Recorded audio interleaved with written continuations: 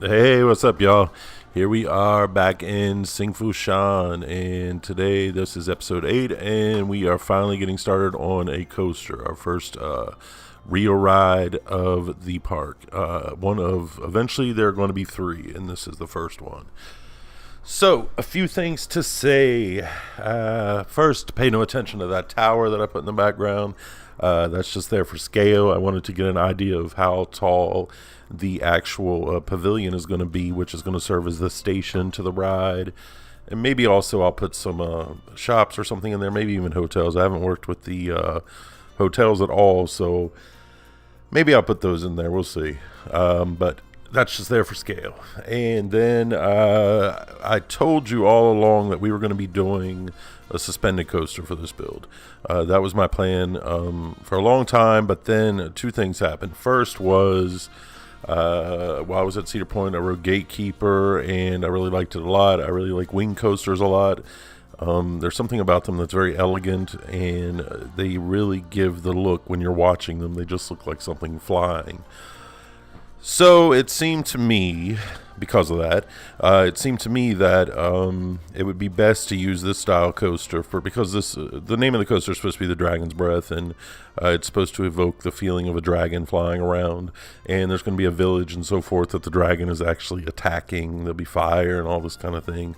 So I really thought a wing coaster would fit that purpose a lot better, and I'm happy. I like wing coasters a lot, and I'm happy with the way this one turned out. You'll see as we go along how that's going. So I did want to apologize for the kind of spastic camera we got going on here. I kept changing it around a lot, and that doesn't make for a very good video when you speed it up. So in the future, I'm going to try to work mainly as often as possible in one direction, so it doesn't bounce around quite so much.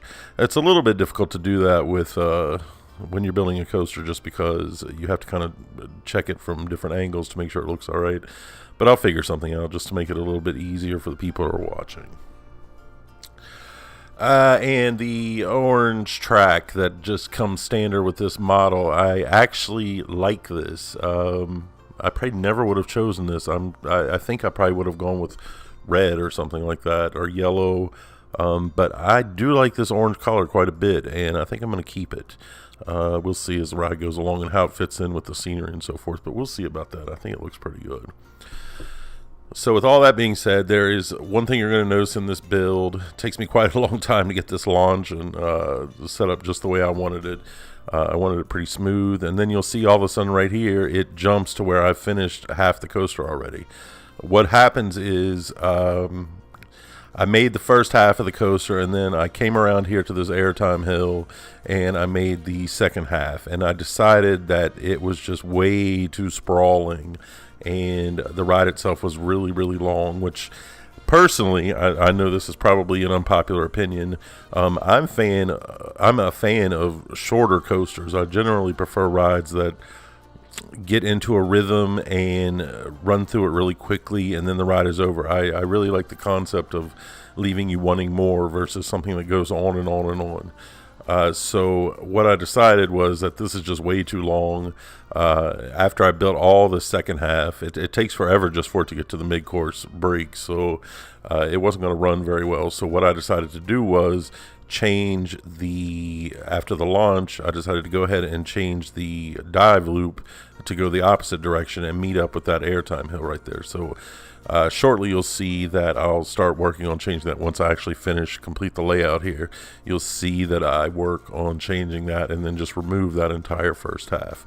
And really there wasn't much over there. The only reason I built that was because I wanted to have a part where the dragon sort of swoops along a lake and there's like a splash effect like Manta or something like that. But I think there's other places where I can do that, and I didn't think that whole other side of it was worth it just to have that. So there will be, let me see, three inversions on this coaster. Here I'm working on the second one. I just used a standard piece, the dive loop, for the first one.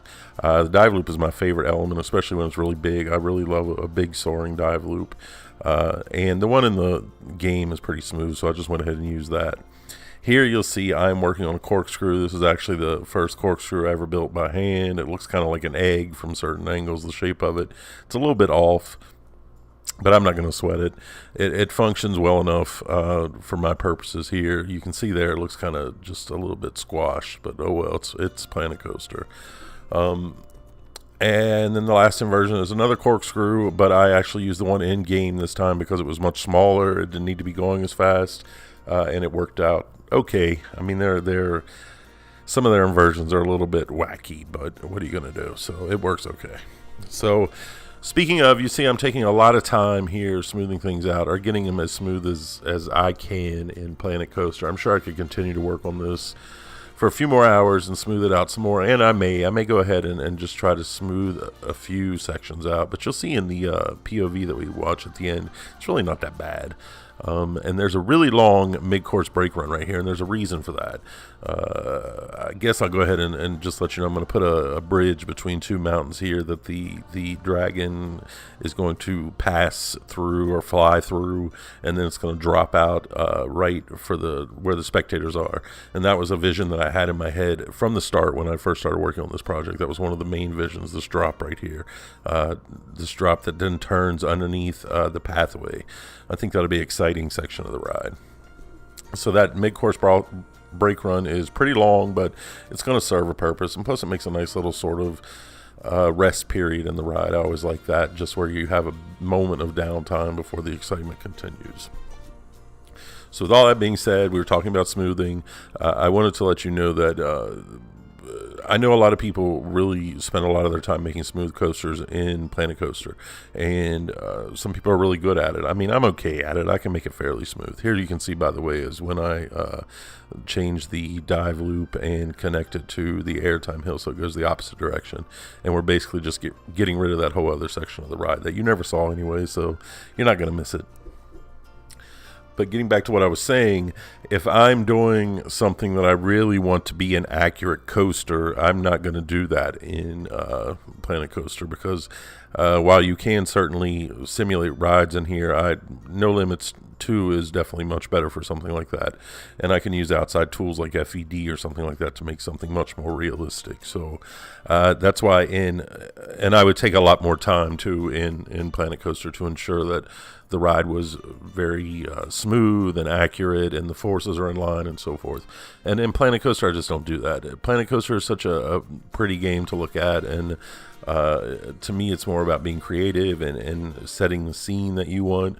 It's much easier to do something like that in Planet Coaster than it is to actually make a smooth coaster. So the two games are entirely different in my opinion. So you're going to see some of that's I guess that's a long way of saying you're going to see some bumps and rattles here and there in this POV when we look at it, but it's not that bad. But you can always give me feedback if you want, or make suggestions about what could be better about the ride. I kind of went in free form with this. I wasn't really planning on anything in particular. The only thing I did want to do was have that drop out of the station into a pit, and I wanted to have that drop right by after the mid-course brake run coming out of a mountain. So you'll see that once I actually start building up there, what it looks like. And another thing that dawned on me while I was doing this is really going to take a lot of work.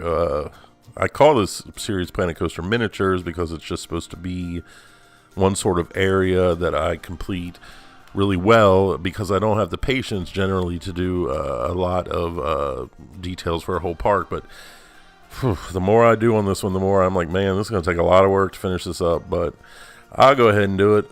It's going to look good too. I have a lot of ideas for how this is going to look. So, but that's going to be it for this build. We got the coaster pretty much built, and here we go. We're taking a POV. So I will talk to you next time. Take care and enjoy the ride.